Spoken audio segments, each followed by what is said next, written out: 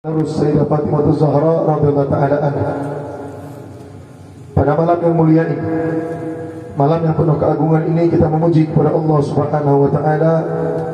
Allah taala masih memberikan kenikmatan demi kenikmatan kepada kita, sehingga sama-sama kita masih boleh merasakan kenikmatan-kenikmatan daripada Allah Subhanahu wa taala. Nikmat duduk di tempat-tempat yang diridhoi oleh Allah Subhanahu wa taala.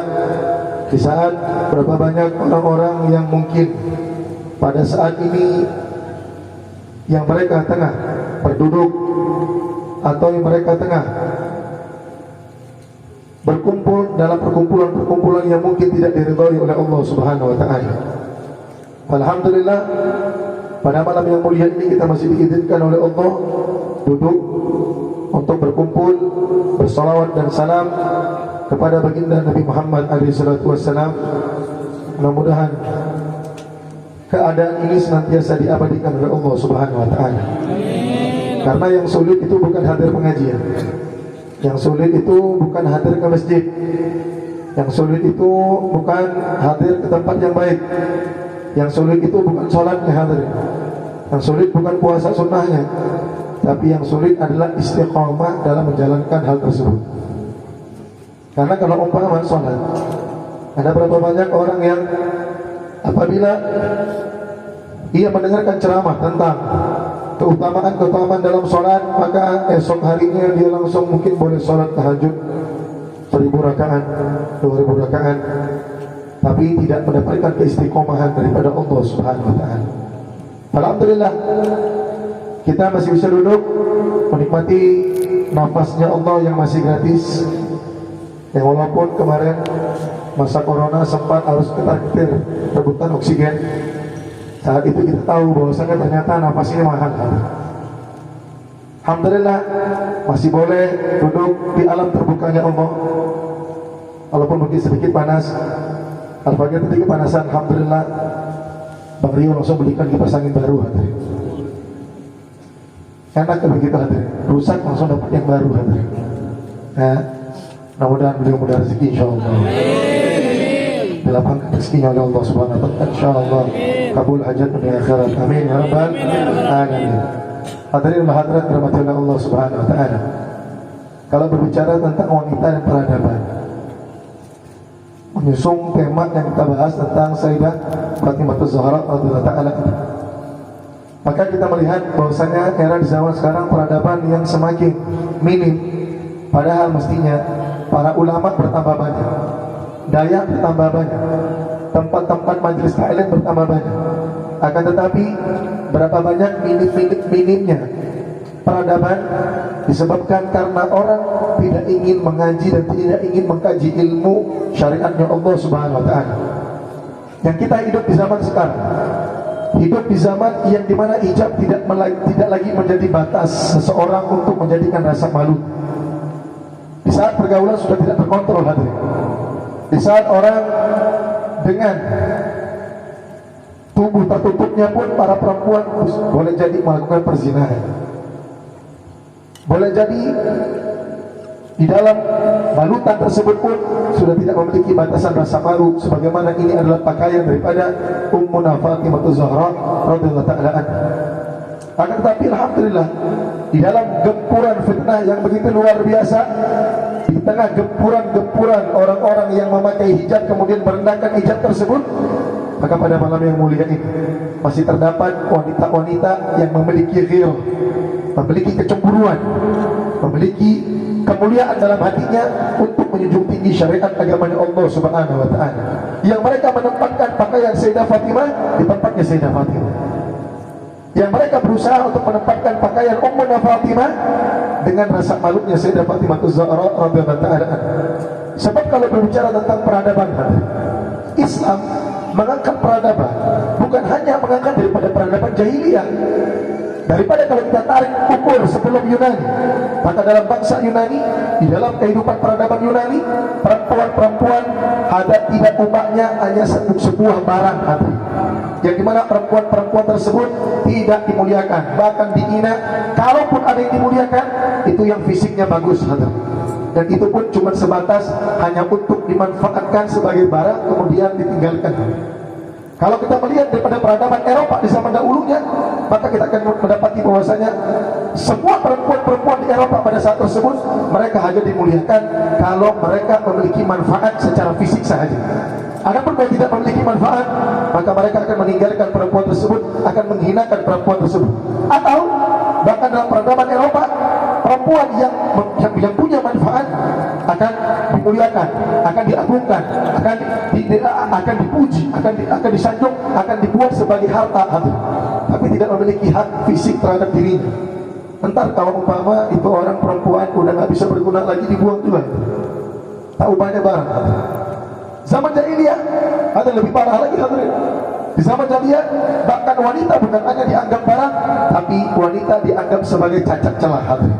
Yang dimana bahkan disebut dalam Al-Quran, wa idza busyira ahaduhum bil unta dhalla wajhahu muswaddan wa huwa kadhib.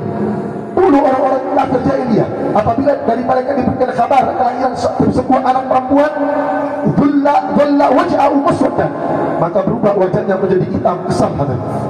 Wa huwa kadhib, dan dia murka, dia sangat marah dengan kelahiran perempuan tersebut. Sampai-sampai di zaman jahiliyah mereka coba tutupi. Kalau ada lahir anak perempuan, maka gimana caranya? Tutupin, kubur hidup, urung selamanya, tidak boleh keluar dari rumah. Ya Rabbal. Ada peradaban di zaman dahulu sebelum bangsa jahiliyah, yang dimana seorang perempuan sudahlah susah payah melahirkan seorang anak. Kalau lahir perempuan disalahkan sebab melahirkan seorang anak perempuan. Mereka tidak salahkan Tuhan, mereka salahkan perempuan. Sudahlah dia mengandung 9 bulan dalam keadaan letih yang begitu luar biasa, kemudian lahir anak perempuan, disalahkan pula oleh suaminya, disalahkan oleh keluarganya. Kenapa kamu lahirkan perempuan? Sampai kemudian anak tersebut dikurung. Hadirin, membuktikan bahwa sedang peradaban sebelumnya ada peradaban yang sangat luar biasa. Padahal kita tahu dalam porsi penciptaan oleh Allah Subhanahu wa taala, Allah taala menciptakan Nabi Adam daripada tanah, tapi tidak menciptakan Siti Hawa daripada tanah yang sama. Kalau kita lihat proses penciptaan Adam dan Hawa, Nabi Adam diciptakan dari tanah, tapi Siti Hawa tidak diciptakan daripada tanah yang sama daripada Nabi Adam, tapi diciptakan daripada tulang rusuknya Nabi Adam, supaya karena perempuan memang tugasnya diciptakan oleh Allah sebagai pelengkap seorang laki-laki, bukan sebagai pembanding. Kalau diciptakan dari tanah yang sama, maka mereka akan mengatakan bahwasanya tanah mana lebih mulia, tanah Adam atau tanah Hawa? Mana tanah yang lebih mulia? Mana tanah yang lebih subur? Tapi Allah Ta'ala ciptakan Siti Hawa daripada tulang rusuknya Nabi Adam alaihissalatu wassalam, sebab menunjukkan bahwasanya isyarat wanita bagian daripada laki-laki yang tidak boleh dihinakan, tidak boleh direndahkan, tidak boleh direndahkan kehormatannya. Oleh sebab itu ya hadirin, dengan ada syariat yang baginda Nabi Muhammad, maka syariat Islam yang diturunkan oleh Allah dengan agama Islam adalah syariat yang mengangkat tinggi pesat derajatnya seorang wanita. Sampai dulu Sayyidina Umar pernah bergurau dengan Rasul. Dia bilang, ya Rasulullah, dulu kami di Mekah ya Rasulullah, sebelum saya masuk Islam ya Rasulullah, itu tidak ada perempuan yang berani sama laki-laki ya Rasulullah. Atas zaman kami saya masih dulu sama jahiliyah ya Rasulullah, ada perempuan saking hinanya tidak berani sama laki-laki. Tapi ya Rasulullah, sehabis hijrah ke kota Madinah, selepas engkau mengangkat derajat kaum wanita dengan begitu pesatnya, begitu tingginya Rasulullah, maka seakan-akan kata Sayyidina Umar, sekarang perempuan udah berani bersuara ya Rasulullah, udah berani ngomong. Kita suami yang diam sekarang, kita suami nggak berani ngomong sekarang. Kan pernah ada kisah Sayyidina Umar, satu orang daripada zaman Sayyidina Umar bin Khattab, dia direpetin, diomelin sama istri, nggak terima. Akhirnya dia datang ke istananya Sayyidina Umar bin Khattab, presiden pada saat tersebut. Dia pengen ngadu, dia pengen supaya khalifah hukum istrinya karena kurang ajar sama suaminya, karena merepet sama suaminya, karena bawel sama suaminya. Sampai di rumah Umar bin Khattab tidak jadi hadir. Kenapa? Ternyata sampai di rumah Umar bin Khattab lagi dimarahin sama istrinya. Umar bin Khattab, nah kalau mau buka pedang 1000 musuh takut, di rumah ngelihat Umar bin Khattab, kabar baik. Kata Sayyidina Umar, ya Rasulullah, dulu perempuan nggak berani sama kami, tapi sekarang saking pesatnya dan gurauan Sayyidina Umar ini adalah hasil dari mana bagaimana Islam betul-betul mengangkat derajat seorang perempuan di zaman baginda Rasulullah SAW. Sampai perempuan punya hak untuk berbicara, sampai perempuan punya hak untuk melakukan aspirasinya, sampai perempuan punya hak untuk melakukan sesuatu yang dimana tidak mungkin dilakukan di zaman sebelum jahili.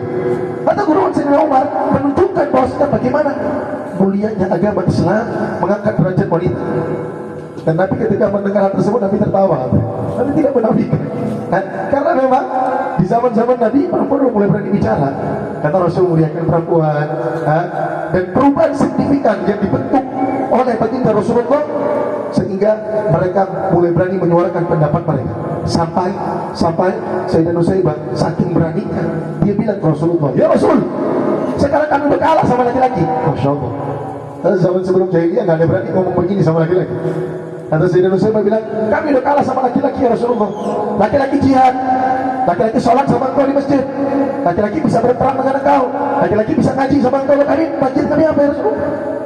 Sampai kemudian Rasulullah menjelaskan bahwasanya khidmatnya, sampai Rasulullah mengatakan bahwasanya memuji kepada seorang perempuan yang berani menyuarakan tentang hak perempuan di zamannya baginda Rasulullah. Sampai Rasul mengatakan apa? Adakah pertanyaan yang lebih indah daripada pertanyaan perempuan tersebut? Dipuji sama Nabi. Hai perempuan, laki-laki, adakah pertanyaan yang lebih indah daripada dari pertanyaan perempuan tersebut yang dia menanyakan kedudukan, derajat, pahalanya di sisi Allah tidak ingin kalah daripada laki-laki. Dan ini terbukti. Sayyidah Rabi itu ada uyah, Masya Allah, khatam Quran 6.000 kali. 6.000 kali. Yang laki-laki yang di depan, yang aku lebih hebat daripada perempuan. Ayo, berapa ribu kali? Atau Rabiatul Adawiyah 6.000. Kita berapa ribu? Habib Muhammad bin Hasan Jamaludin membuka manaqibnya Sayyidah Rabiatul Adawiyah, dia bilang, perempuan 6.000 kali. Maya gak bisa, gak boleh. Masa saya kalah dengan perempuan? Akhirnya beliau istiad, ujra ada, sampai beliau di akhir ayatnya mengkhatamkan Al-Quran 8.000 kali. Gak pengen kalah sama perempuan. Ada yang benar. Iri hati dalam kebaikan, iri hati dalam ibadah, ini adalah iri hati yang diperintahkan, yang dianjurkan. Bukan iri hati sama harta. Melihat orang punya harta yang besar, yang banyak, kita iri supaya hartanya hilanglah. Melihat orang punya ibadah yang banyak, kita iri. Kita pengen ibadah sebisa ibadah tersebut. Sampai kemudian ini perempuan ngadu ke Rasulullah, dia bilang, "Ya Rasul, mana bagian kami kalah sama laki-laki?" Kata baginda Nabi Muhammad, tahu gak? Khidmahnya kamu dengan suamimu di rumah. Kamu memasak, kamu mencuci, kamu menyapu di rumah. Kata baginda Rasul, maka sejatinya khidmat tersebut lebih besar daripada pahala laki-laki yang berjihad denganku, kata Rasulullah. Gak tinggal diam mereka. Bahkan dalam riwayat yang lain, Sayyidah Nusaybah datang pada baginda Rasul, bilang, "Ya Rasulullah, laki-laki bisa belajar dengan engkau, maka jadikan satu hari kami bisa belajar dengan engkau ya Rasulullah." Sehingga ini menjadi dalil bahwasanya boleh perempuan punya guru laki-laki. Tapi kalau saya bilang boleh, tapi bukan yang belum nikah. Sekarang jadi fenomena fitnah baru. Pengajian mudi-mudi, gadis-gadis yang ngajar gurunya belum menikah. Ujung-ujungnya siap ngajar, muridnya awalnya modus, tanya dulu sama gurunya, "Tengku, ini masalah ini gimana?" Habis sudah tanya modus, mulai berlanjut. Sebab dalam satu syair disebutkan fawajun wa ibtisam, disebutkan bahwasanya wajah, ibtisam, kemudian mulai daripada senyuman. Ada percis, ada kalam, kalau tidak silap daripada kalam Imam Al-Haddad wala salaf salih. Beliau mengatakan bahwasanya yang pertama adalah wajah. Foto masukin Instagram. Kalau sudah mulai ngupload dalam Instagram, dia akan berterusan kepada ibtisam. Apa ibtisam? Kalau bahasa zaman sekarang, like. Kenapa? Karena kalau di like senyum sendiri. Tapi ibtisam ada senyum. Kalau udah ngupload foto, bolak-balik kalian, like-nya berapa? Dan ini fitnah seperti ini tidak terlepas kepada semua perempuan. Bahkan sekarang walaupun yang bercadar sekalipun tidak terlepas fitnahnya. Hati-hati untuk kaum perempuan. Sebab ada permulaannya wajah, kemudian ibtisam, kemudian mau itu nasihatin. Udah bener banget ini para ulama ngasih prediksi sama kita hadirin di zaman sekarang. Pura-pura ngasih nasihat. Jangan lupa sholat subuh ya, wajib. Jangan lupa sholat subuh hadirin. Itu malaikat bingung menyatatnya. Itu dosa atau pahala? Yang ingat itu bukan mahram. Ada saya bahkan ketemu hadirin kawan, nggak boleh sebut lah, kalau sebut ghibah nanti. Saya punya kawan hadirin, kita pergi waktu itu ke Banda Aceh. Dia nyetir mobil, masya Allah, berhenti di masjid gedung. Saya bilang sama dia, karena dia nggak tidur, ntar bangunin ya, saya capek banget deh, takut nggak terbangun. Iya. Akhirnya hadirin begitu saya terbangun, dia kok udah terang hadirin, udah jam 8 hadirin, dan dia juga tidur. Saya bangunin, tak bangunin saya. Dia bilang, astagfirullahaladzim, katanya. Saya lupa katanya. Tuh kok bisa lupa, kamu begadang? Iya, tadi saya cuma sempat bangunin pacar saya doang, katanya. Tidur lagi. La ilaha illallah. Untung dia manusia, katanya. Tak manusia, kamu sudah. Akhirnya hadirin, saya sejarah di masjid Mondbedong yang sebelah kiri itu, sampai yang nyapu ngeliatin kami. Kenapa? Kami sholat jam 8 berjamaah. Kunut. Masya Allah. Ada berkat gara-gara dia ngebangunin pacarnya, habis tidur lagi. Dia nggak bikin alarm, cuma untuk ngebangunin, jangan lupa sholat subuh ya. Jadi ada fitnah zaman sekarang. Maka lebih banyak menjaga, sebab wajah kamu boleh jadi adalah bisa menyebabkan penyakit ain, dan kamu bisa terjadi sesuatu hal yang tidak diinginkan kepada diri kamu. Sebab itu kenapa tidak diizinkan terlalu banyak posting wajah, karena wajah ini adalah sumber utama antar yang menuju buka pintu-pintu selanjutnya. Paham? Kemudian ada, maka saya bilang tadi, kalau pengajian silakan, tapi lebih selamat ada pengajian mudi-mudi, maka saya lebih prefer untuk yang ngajar adalah tengku yang sudah menikah. Karena jangan sampai nanti modusnya pengen tanya-tanyaan, akhirnya tanya yang lain. Ada musibah, alhamdulillah min dzalik. Baik. Kemudian sampai baginda Nabi Muhammad SAW tentang perempuan dan memuji peradaban perempuan, mengangkat peradaban yang begitu luar biasa. Nabi pernah mengatakan satu hadis. Yang hadis ini terkadang disalahpahami oleh sebagian orang, mengatakan, oh Nabi Muhammad ini menghina perempuan. Apa Nabi Muhammad? Kata Nabi Muhammad, aku tidak pernah melihat ada satu kaum yang kurang akal, kurang agamanya. Mohon maaf, kata Nabi, aku tidak pernah melihat satu orang yang kurang akal, kurang agamanya, tapi bisa mengalahkan orang yang punya akal dan cerdas lebih daripada dia sekalipun. Nabi nyebutnya perempuan. Dan ini ada bukan bentuk Nabi menghina perempuan lah, bukan. Sebab memang perempuan adalah orang yang memang lebih main perasaan daripada akal. Dan ini memang qudratullah. Alhamdulillah Allah Ta'ala menciptakan laki-laki yang berfokus kepada akal, perempuan kepada perasaan. Sebab kalau umpama perempuan diciptakan oleh Allah juga dengan akal, bukan dengan perasaan, saya yakin tidak ada lagi perempuan yang mau melahirkan. Gak ada. Melahirkan capek, mual tiap pagi, tidur gak bisa tengkurap. Sampai-sampai itu ya, saya punya istri itu kalau umpama siap melahirkan tuh balasnya dendam, rasanya pengen tidur tengkurap selama setahun, karena gak bisa tengkurap selama hamil, harus berdiri tegak begini. Capek ada, ngangkat kemana-mana, bawa ke sana kemari, belum entar karapnya, belum sakitnya, belum entar gak mau dekat sama suami tiba-tiba bau, padahal pakai Rexona suaminya, punya bau aja tuh. Belum idamnya aneh-aneh hadirin. Ada saya punya dengar satu orang ngidam apa? Ngidam, bang saya pengen buah mangga, tapi buah mangga yang jatuh sendiri tapi gak boleh jatuh ke tanah, abang ngambut. Ngidam boleh, ngerjain gak boleh. Kata ngerjain. Ada ngidam begitu. Ada, padahal susah payah dalam melahirkan, susah payah dalam hamil begitu luar biasa. Tapi berapa banyak perempuan yang sudah selesai melahirkan kemudian rindu lagi masa-masa hamil dulu. Padahal dia tahu itu gak enak, sakit. Melahirkan normal sakit, jangan dibilang, oh yang sesar masih lumayan, gak ada sesar normal sakit semuanya. Saya yakin ada. Dibelah perut hadirin, yang sesar dibelah perut. Sama hadirin, usus buntu yang dibelah perut juga hadirin. Tapi pernah gak ada orang yang rindu operasi usus buntu? Rindu lah pengen usus buntu lagi dioperasi, gak ada hadirin. Tapi orang yang udah sesar tapi pengen hamil melahirkan lagi ada hadirin.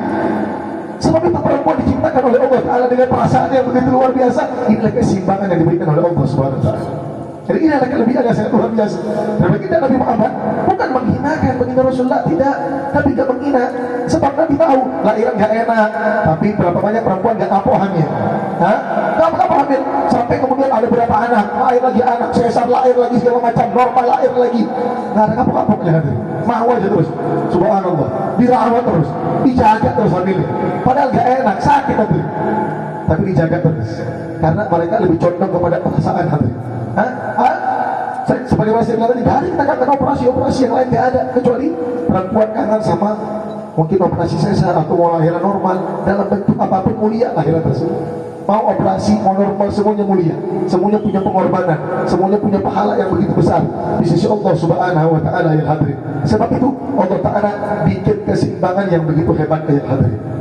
Karena hadirin, kenapa? Karena disebutkan bahwasanya ada orang-orang perempuan yang hamil merupakan anugerah. Ada orang yang perempuan yang mungkin tidak diberikan rezeki oleh Allah Subhanahu wa Ta'ala untuk bisa hamil sampai bertahun-tahun. Padahal dia tahu hamil itu sakit, tapi dia merasa bahwasanya saya ini ya Allah punya kekurangan, saya ini pengen, saya segala macam. Padahal yang dipengen itu adalah sesuatu yang dia sakit, yang dia tahu dia bakal sakit dengan pengen tersebut. Ada kelebihan yang Allah Ta'ala berikan kepada kaum perempuan yang sangat luar biasa ayat hadirin. Maka oleh karena itu hadirin, baginda besar Nabi Muhammad SAW tidak pernah menghinakan kaum perempuan dengan hadis tersebut. Bahkan Nabi Muhammad memuji kaum perempuan tersebut. Mereka yang disebutkan adalah kurang akalnya, karena lebih banyak perasaan, kurang agamanya. Bukan mengatakan bahwasanya perempuan gak paham agama, bukan mengatakan perempuan itu lebih bodoh agama, bukan. Tapi kurang dalam segi ibadah keagamaan. Sebab perempuan ada yang namanya haid, sebab perempuan ada yang namanya nanti datang bulan, ada namanya melahirkan, ada namanya nifas, ada namanya nanti wiladah. Ada waktu-waktu mereka tidak bisa sesempurna ibadah laki-laki. Laki-laki masih bisa sholat, mereka nggak bisa sholat. Laki-laki bisa baca Quran, mereka nggak bisa baca Quran. Maka ini kurang ibadah yang disebut oleh baginda besar Nabi Muhammad. Tapi kata baginda Rasul, Nabi justru memuji mereka yang kurang akalnya, sebab lebih bermain kepada arah perasaan. Dan mereka adalah orang-orang yang dimana kurang agamanya, sebab ada sesuatu hal yang disyariatkan oleh Allah Subhanahu wa Ta'ala, tapi dalam beberapa perkara terkadang mereka bisa mengalahkan laki-laki yang dikatakan lebih cerdas daripada mereka, lebih banyak akal daripada mereka. Maka buktinya apa? Buktinya malam ini, hati. Kalau dilihat jumlah yang lebih banyak, jumlah yang mana? Hati? Laki perempuan. Ini aja bukti perempuan udah ngalahin kita. Hati. Perempuan udah berhasil ngalahin kita, ya hadirin, hadirat yang dirahmati oleh Allah Subhanahu wa Ta'ala. Oleh sebab itu hadirin hadirat yang dirahmati oleh Allah Subhanahu wa Ta'ala, baginda Rasulullah SAW ketika membahas tentang Nabi mengatakan bahwasanya ada perempuan bisa mengalahkan laki-laki yang memiliki kesempurnaan akal. Sampai kalau kita lihat berapa banyak perempuan-perempuan yang mereka bahkan sudah berhasil mengalahkan laki-laki, menundukkan laki-laki. Contoh kecil apa? Fir'aun. Tahu Fir'aun? Gimana tegasnya Fir'aun? Gimana hebatnya Fir'aun? Yang membunuh semua anak laki-laki yang ada pada zamannya. Tapi Sayyidah Asia berhasil ngebujuk Fir'aun untuk gak membunuh Nabi Isa. Ini menandakan bahwasanya hebatnya seorang perempuan, hadirin. Hebatnya akal yang ada pada perempuan, hadirin. Baik. Kemudian agar kelebihan yang Allah Ta'ala sudah ciptakan tersebut menjadi aura yang lebih positif, maka oleh karena itu syariat menjadikan peradaban wanita yang dahulunya tidak memiliki harga, yang dahulunya adalah perempuan hina, yang pakaian wanita dulunya adalah pakaian yang tidak sempurna, disempurnakan oleh Allah Subhanahu wa Ta'ala dengan tertutup rapi, lebih daripada laki-laki. Kalau laki-laki auratnya daripada pusat sampai lutut, tapi kalau perempuan auratnya adalah seluruh tubuh kecuali wajah. Kalau ada pun wajah, ada beda pendapat ulama. Ada yang mau buka hijab, buka niqab, ada pendapat ulama. Yang pakai cadar juga ada pendapat ulama dalam mazhab Al-Imam Syafi'i. Yang nggak boleh saling nyalahkan. Yang pakai cadar kemudian nyinyir yang nggak pakai cadar. Dia bilang cuma apa yang jilbabnya begitu doang, nggak pakai cadar, kita dong cadaran, ninjaan kayak gitu. Atau umpama yang nggak pakai cadar, nggak pakai niqab, malah mereka nggak pakai niqab. Ada yang pakai niqab, ada betina, ada segala macam. Ada nyebutnya sampai masya Allah, ya, nyebut hal-hal yang tidak diperlukan kepada orang-orang wanita memakai cadar. Maka ketahuilah mereka sedang berusaha mengambil bagian syariat yang lebih berat daripada yang lain. Kalau yang tidak pakai cadar ada ulama membolehkan, tapi mereka mengambil syariat yang lebih berat, maka hormati keputusan mereka. Sebab itu auratnya wanita dilebihkan oleh Allah daripada laki-laki. Di saat laki-laki daripada pusar sampai lutut, maka wanita seluruh tubuhnya. Maka nggak kebayang hadirin, kalau umpama aurat wanita itu sama seperti laki-laki, waduh, guru hara dunia ini, hancur dunia hadirin. Sebab itu Islam menjaga wanita dengan begitu luar biasanya. Berapa banyak wanita ada menjadi tren? Kenapa ditutup oleh Islam? Kenapa dijaga oleh Islam? Kenapa dibalut oleh Islam? Sebab wanita ini daya tariknya, daya godanya paling tinggi pada fisik. Coba lihat iklan rokok, yang merokok laki-laki, perempuan yang mana? Perempuan. Yang jadi penjual rokok yang keliling-keliling banyak laki atau perempuan? Perempuan semua. Pernah lihat, mohon maaf, yang kerja SPG laki-laki ya? Tidak ada. Padahal dia dijual rokok, yang merokok laki-laki. Sebab apa? Daya tarik. Kita lihat iklan mobil pun yang ditunjukkan perempuan. Iklan Shopee COD pun perempuan. Kalaupun ada laki-laki, mesti ada perempuan. Sebab itu kata baginda Rasul SAW, dan ada bukan juga Nabi merendahkan perempuan. Kadang-kadang kalau mentafsirkan hadis Nabi mesti daripada kalam ulama yang muktabar. Jangan menafsirkan dengan kalam tekstual Nabi. Nabi mengatakan bahwasanya wanita ini tampak depan sama tampak belakang sama-sama tampilannya adalah tampilan syaitan. Ya, kalau kita bilang begini hadis Nabi, oh Nabi bilang perempuan syaitan lah. Maknanya apa? Perempuan mau dari depan mau daripada belakang sama menggodanya. Sama seperti ketemu syaitan. Yang syaitan kalau ketemu manusia gak bakal gak menggoda manusia. Oleh sebab itu Islam kenapa menutup rapat-rapat perempuan? Sebab itu syariat diturunkan oleh Allah Subhanahu wa Ta'ala untuk menutupi, menyempurnakan perempuan ayat lalu. Adapun tadi saya sebutkan masalah wajah, ada khilaf, kita tidak bahas khilaf. Sebab memang ada khilaf para ulama, tidak perlu saling menyalahkan. Yang dua-duanya punya dalilnya dalam mazhab Imam Syafi'i. Oleh sebab itu, yang akan tetapi yang kita sepakati, perempuan wajib menutup aurat seluruh tubuhnya kecuali wajah. Ada yang wajib. Adapun yang khilaf kita tidak bahas. Kita yang pengen bahas, yang sepakat seluruh ulama wajib menutup seluruhnya kecuali wajah. Ada hadirin, ya? Jangan sampai kemudian terbuka, jangan sampai terlalu bebas hadirin. Sebab Islam ini memperkatakan barat aja, dunia barat aja. Kalau umpama ada perempuan yang terlalu terbuka sekalipun, maka dianggap ini perempuan nggak benar. Ada di barat hadirin. Apalagi kita Islam, apalagi Indonesia yang memiliki budaya ketimuran, yang memiliki adat leluhur daripada kita punya datuk moyang terdahulu, mesti dijaga hadirin. Kita bukan orang yang ikut tren barat. Bukannya kemudian hari ini, kemarin keluar tren Korea baju tapi dari plastik, apa tuh? Plastik bening kayak mantel hujan. Baju, tapi itu masuk hadirin. Yang saya heran ada yang beli hadirin. Kalau memang pengen kali begitu, antum pergi aja ke toko karpet, beli itu, taplak meja putih itu, jahit sendiri sudah. Apa susahnya? Ada pula orang jahit baju. Kalau saya pikir, kalau ini orang hidup di zaman dulu, zaman jahiliyah, dia ngejahit baju transparan, mungkin dianggap ini tukang jahit gila. Maka saya bilang yang beli lebih gila. Kok ada yang beli itu? Ada yang order. Maka lihat belinya ribuan. Sudah laku ribuan. Melihat apa namanya toko sebelah abaya baru laku 12 pieces.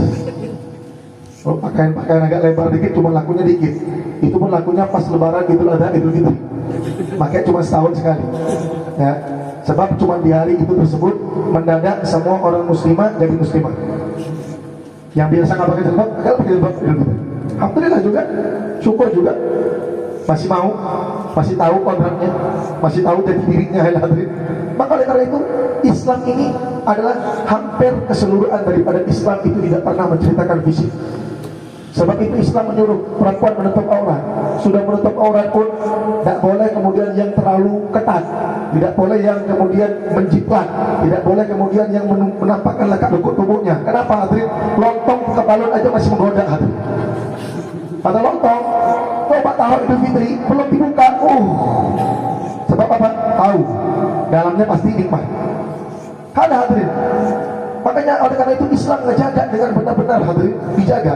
Dan kalau kita lihat hampir semua sejarah Islam, tidak pernah Islam menceritakan tentang fisik daripada perempuan. Anggap kita sebut Sayyidah Khadijah, ibu daripada Ummuna Fatimah Zahra, Sayyidah Khadijah Kubra. Walaupun kita dapati sirah menjelaskan bagaimana cantiknya Sayyidah Khadijah, tapi yang menonjol bukan cantiknya Sayyidah Khadijah, tapi yang menonjol gelar At-Tahirah, perempuan yang suci, perempuan yang menjaga kehormatan daripada sebelum Sayyidah Khadijah masuk ke dalam Islam. Dan gelar ini diberikan oleh kafir Quraisy daripada sebelum Sayyidah Khadijah binti Khuwailid radhiyallahu ta'ala anha masuk ke dalam agama Islam. Sampai beliau masuk Islam, sampai di kota Madinah, gelar At-Tahirah masih melekat kepada ibunda Sayyidah Khadijah, bukan karena fisik cantiknya, tapi karena beliau pandai menjaga kehormatannya. Apa yang terkenal daripada ibunda Khadijah? Bukan cantiknya, tapi bagaimana kepiawaian daripada Sayyidah Khadijah membela bisnisnya beliau, sampai memiliki bisnis yang memiliki kehebatan setara dengan seluruh bisnis kafir Quraisy. Habis terkenal daripada Ummuna Khadijah radhiyallahu ta'ala anha, yang sampai kehormatan tersebut mendapatkan hadiah daripada Allah. Tatkala Sayyidah Khadijah mengantar makanan pada baginda Nabi Muhammad, malaikat Jibril turun mengatakan, "Ya Muhammad." Khadijah membawa makanan dan sampaikan salam daripada Allah Subhanahu wa ta'ala. Ada salam bukan dari gubernur, salam bukan dari presiden, salam bukan daripada raja, bukan. Salam daripada Allah, daripada yang menciptakan kita, ya hadirin. Sebab itu ya hadirin, sampai Allah Ta'ala malaikat Jibril menyebutkan, beritahu kepada Khadijah telah dibangun rumah oleh Allah Subhanahu wa ta'ala yang indahnya daripada istana, semua dindingnya daripada yakut, berlian. Rumah orang paling kaya aja hadirin, paling ada berlian 1-2 hadirin. Batu, kalau ada baju abaya, batu Swarovski itu, ada batu-batu itu hadirin. Kalau sekarang banyak yang palsu, yang palsu pun jadilah, yang penting gaya dulu.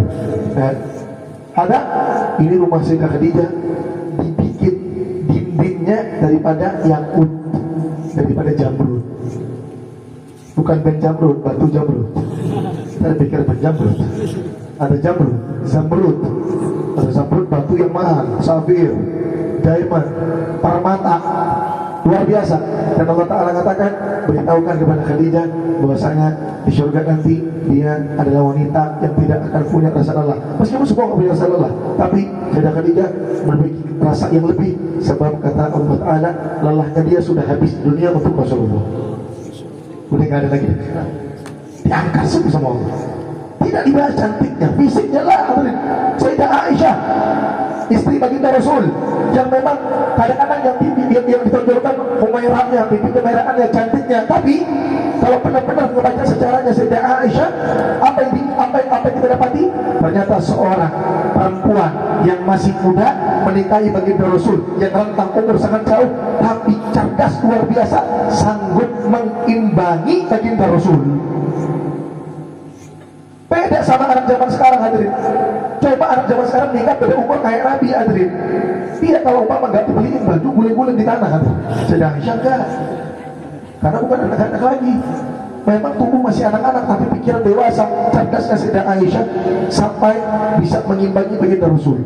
Ahli faqihah, ahli fikih yang paling cerdas di kalangan perempuan bersama baginda Rasul. Sampai para sahabat mengatakan bahwasanya tidak ada satu masalah pun yang kami alami terasa berat kalau kami datang kepada Sayyidah Aisyah, pasti semua masalah selesai. Saking cerdasnya ini perempuan hadirin. Mana orang yang bilang mau dari perempuan ngapain belajar tinggi-tinggi, ntar ujung-ujungnya di dapur. Ada Sayyidah Aisyah, ahli fikih, ahli kedokteran, ahli syar'i. Sayyidah Nusaybah, ahli kedokteran.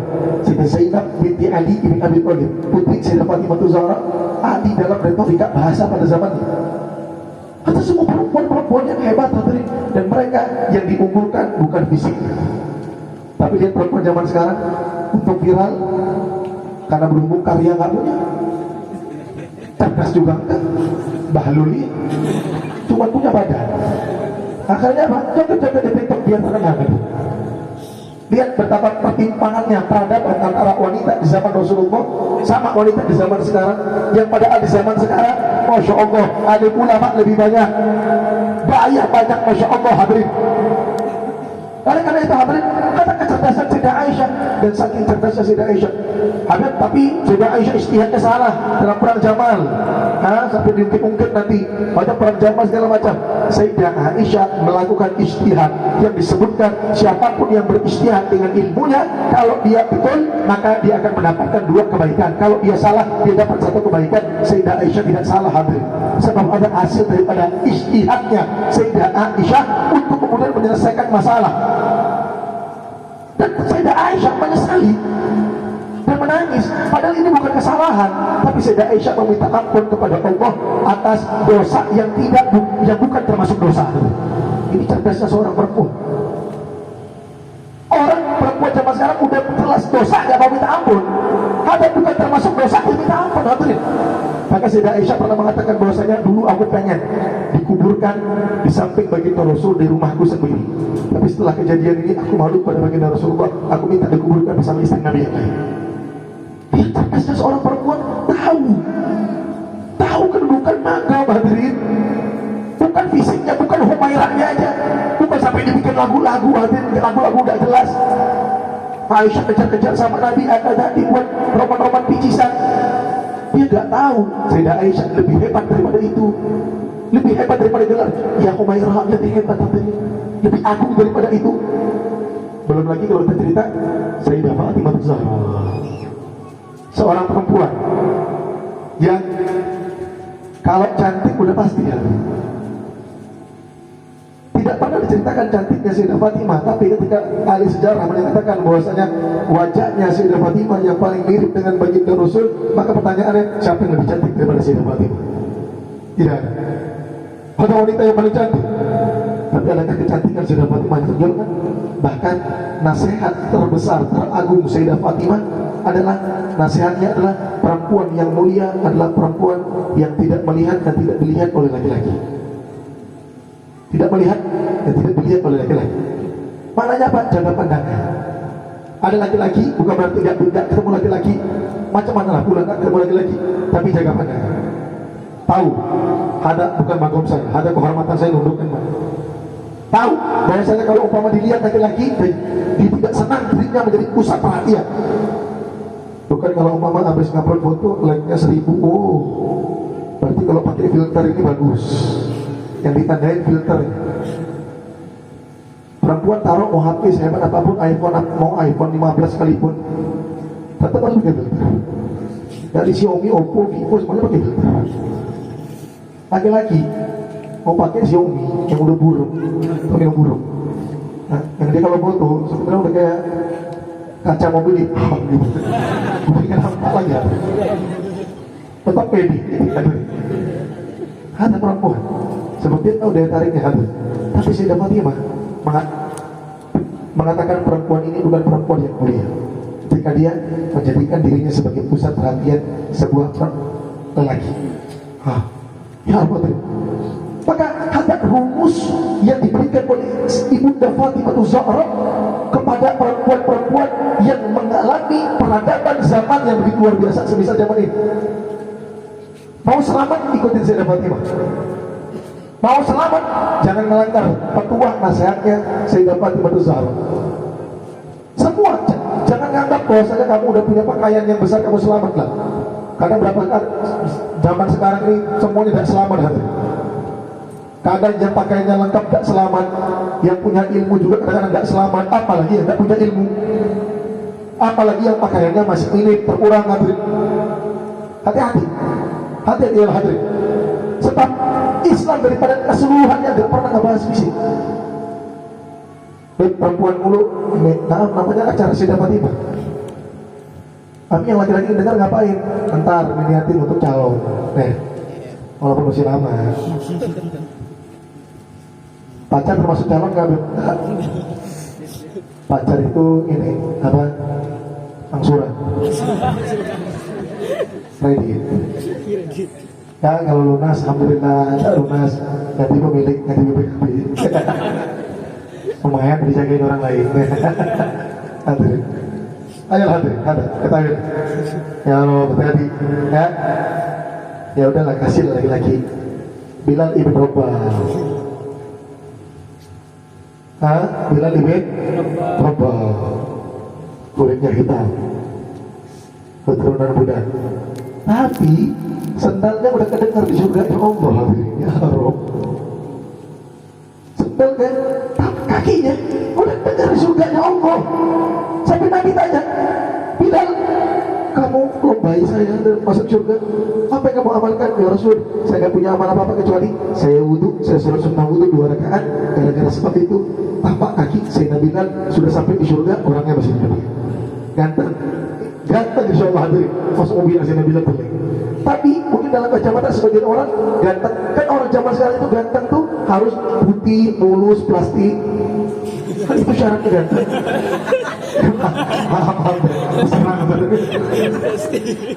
Enggak, maksudnya bukan plastik itu, bukan. Gimana persis? Ada bilang itu, hadirin. Gimana? Ibn Mas'ud, Sayyidina Abdullah bin Mas'ud, mohon maaf, ada sahabat mulia, sahabat agung. Tapi Sayyidina Abdullah bin Mas'ud ada tingginya sekitar 1 meter. Kalau orang bilang sekarang apa namanya, mungkin mohon maaf kayak cebol gitu atau kater gitu ya. Bahkan sampai pernah suatu ketika angin kencang di kota Madinah, Sayyidina Abdullah bin Mas'ud cari-cari pohon, cari-cari dinding, ada pegang. Kenapa? Takut terbang gitu. Karena kakinya kecil. Sampai sebagian sahabat kemudian ngetawain, maksudnya senyum-senyum melihat Sayyidina Abdullah bin Mas'ud udah rada pegang-pegang. Sebab Sayyidina Abdullah bin Mas'ud kalau perang, sahabat itu paling gak mau dekat-dekat Abdullah bin Mas'ud. Kenapa hadirin? Karena pedangnya lebih tinggi daripada badannya beliau. Ada sahabat Nabi, kenapa? Karena ketawa. Ada sahabat Nabi, akhirnya senyum-senyum melihat Abdullah bin Mas'ud. Nabi Muhammad tanya, yang masih takut. Kalian ketawain apa? Kata Rasulullah, kami ngelihat kakinya Ibn Mas'ud kecil Rasulullah. Ditiup angin rasanya pengen terbang. Nabi Muhammad sambil senyum. Nabi Muhammad gak marah, karena ada memang intisam, bukan merendahkan sahabat bukan merendahkan, cuman kayak ya maksudnya latifah. Nabi sambil senyum mengatakan, kalian tertawakan kakinya Ibn Mas'ud, ketahuilah kakinya Ibn Mas'ud di sisi Allah lebih berat daripada gunung Uhud. Ya Allah, kata Rasul, kakinya Ibn Mas'ud di sisi Allah lebih berat daripada gunung Uhud. Islam tidak pernah menceritakan fisik seseorang, hadirin. Sebab matlamat daripada kemuliaan dalam Islam bukan fisik, hadirin. Oleh karena itu, jangan pernah menganggap remeh orang-orang yang punya fisik yang kurang, hadirin. Sebab Islam tidak pernah memandang fisik tersebut. Bahkan kamu, wanita yang punya wajah yang cantik, mestinya hati-hati. Sebab kamu boleh jadi sumber fitnah. Kalau kamu jadi sumber fitnah, kemana-mana bawa dosa, kemana-mana bawa mikul dosa, hadirin. Makanya kalau umpama kamu ngaca, terus kamu bilang, ya Allah saya jelek, jangan lupa bilang Alhamdulillah. Alhamdulillah jelek ya, nggak jadi fitnah. Makanya fitnah itu dalam segala hal. Karena kadang-kadang nenek-nenek nggak mau pakai jilbab. Saya pernah nasihatin, dia bilang, Nek, pakai jilbab. Ada umur sudah, masya Allah. Ya, karena umur kalau udah tua ini kan biasa kawannya sering-sering sama mereka disebut, ya sudah. Ada nenek pakai jilbab. Dijawab sama saya, dia bilang, Habib, saya rambut sudah putih, nggak bakal ada yang nafsu sama saya. Betul, Nek.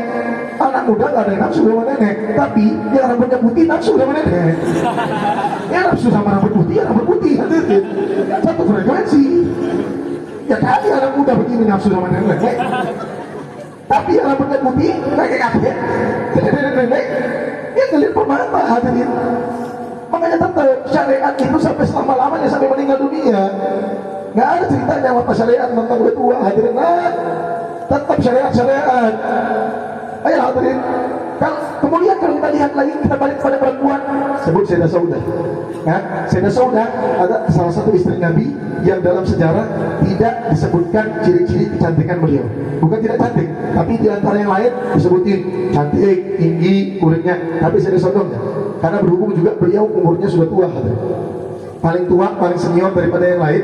Maka akan tetapi apa kemuliaan Sayyidah Saudah? Kemuliaan Sayyidah Saudah ketika ingin diceraikan oleh baginda Nabi Muhammad, disuruh pilih mau diceraikan atau mau lanjut. Kata dia, lah saya pengen sambung sama engkau selama-lamanya Rasulullah. Jangan dianggap oh Nabi mau ceraikan karena tua, bukan hadirin. Tapi Nabi tahu seorang perempuan mesti punya hak kepada suaminya, mesti khidmat kepada suaminya. Nabi pengen ngebebasin Sayyidah Saudah supaya tidak punya dosa kalau nggak bisa khidmat sama baginda Rasul. Itu tujuannya hadirin. Tapi Sayyidah Saudah enggak. Justru kata Sayyidah Saudah, ya Rasulullah, kalau boleh hari saya kasih untuk Aisyah.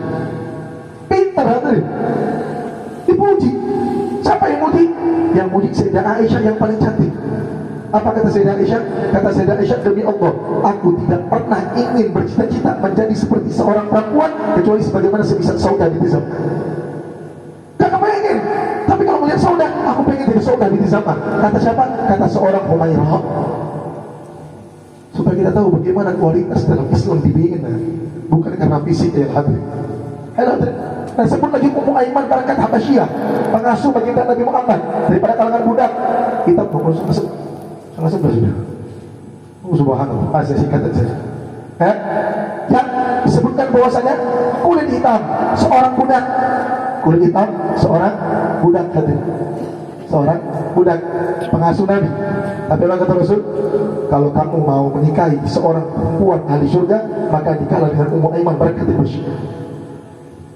Itu kualitas orang-orang yang sangat luar biasa hadirin, yang ada di zaman baginda Rasul alaihissalam. Kecantikan mereka jadikan tidak menjadikan mereka untuk menambah musibah dan kemudaratan mereka. Bukan hanya untuk memperbanyak follower, bukan hanya untuk merendahkan dirinya di hadapan Allah Subhanahu wa taala. Maka introspeksi. Kamu yang punya wajah yang bisa menimbulkan fitnah, ya selebgram. Wahai selebgram, kamu punya tanggung jawab di hadapan Allah. Saya tidak melarang kamu famous, karena Sayyidah Khadijah juga famous, terkenal katanya. Tapi lihat, balik ke rumah lihat, follower kamu memfollow kamu karena karya kamu atau karena fitnah yang ada pada diri kamu. Follower kamu yang sampai ribuan, bahkan mungkin puluhan ribu, introspeksi diri. Mereka memfollow ente karena apa? Karena udah pakai cadar kemudian bulu matanya kayak ombak tsunami. Kan ada begitu.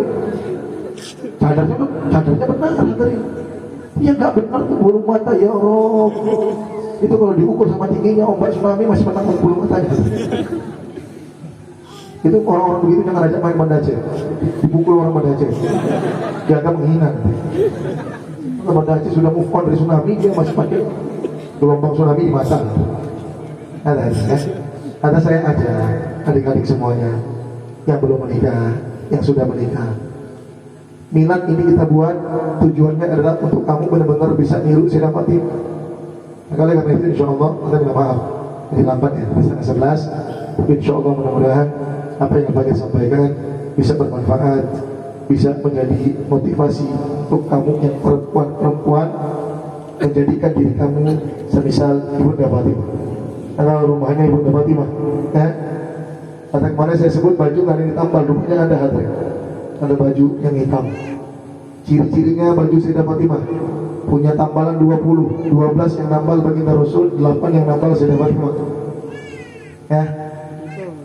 Ya minimal punya satu di rumah, walaupun nggak dipakai nggak apa-apa. Karena berani pakai baju tambal-tambal begitu. Dianggap gembel. Saya pakai baju bagus saja dikira gembel, apalagi pakai baju begitu. Dianggap orang gila, debu yang berterbangan. Itu kenapa hal itu bisa terjadi? Sebab fokusmu adalah kamu hanya mencari dunia. Kamu hanya mencari pandangan daripada orang. Kamu lupa yang dipandang oleh Allah adalah hati kita, bukan tubuh kita. Saat kamu tahu yang dipandang oleh adalah tubuh kamu, maka muncullah mulai Barakat Habasyiyah, muncullah Sayyidah Saudah binti Zam'ah, muncullah Sayyidah Aisyah radhiyallahu, muncullah Sayyidah Khadijatul Kubra, muncullah Sayyidah Asiyah, muncullah Sayyidah Sumayyah, muncullah Sayyidah Nusaybah, muncullah perempuan-perempuan mulia, sampai muncullah pelopor manusia yang paling agung, perempuan yang paling mulia, Sayyidah Fatimah Zahra radhiyallahu taala anha, yang dikatakan bahwasanya pemimpin keren daripada seluruh wanita di surga. Mudah-mudahan yang di belakang masuk surga sama Sayyidah Fatimah, insyaallah. Duduk sama Sayyidah Fatimah, insyaallah. Tapi ya jangan malu-maluin. Jangan malu-maluin. Mau amin-amin aja. Jangan malu-maluin. Buat action. Belajar agama. Nonton ilmu yang lebih keras. Para ulama banyak, para tengku banyak, daya banyak, majelis taklim banyak di Kota Langsa. Jangan sampai masih alat, nggak ngerti agama. Saya nggak paham agama, nggak diterima. Saya pernah bilang, boleh kamu ngomong begitu kalau kamu tinggal di Gunung Selawat sama monyet. Sebelahan sama monyet boleh. Ada sebelah daya. Keluar dikit orang, keluar sedikit ada tengku yang ngajar. Selama Ahlussunnah wal Jamaah tuntut ilmu, mungkin wahai kamu perempuan jadilah penerus Sayyidah Fatimah yang kedua di era modern. Jadilah sefaqih daripada Sayyidah Aisyah radhiyallahu ta'ala anha. Jadilah orang yang pintar dalam meneliti analisa bahasa semisal Sayyidah Zainab binti Ali ibn Abi Thalib. Jadilah wanita-wanita yang mulia di zaman baginda Rasul. Jadilah semisal Sayyidah Nusaybah, dokter yang solehah yang membela dirinya untuk Rasulullah, yang bahkan dalam tubuhnya lebih daripada 70 sayatan pedang demi membela baginda Rasul Nabi Muhammad alaihissalatu wassalam. Jadilah perempuan yang dalam diri kamu terdapat baginda besar Nabi Muhammad sallallahu alaihi wasallam. Amin ya rabbal alamin. A'udzubillahi minasyaitonir rajim.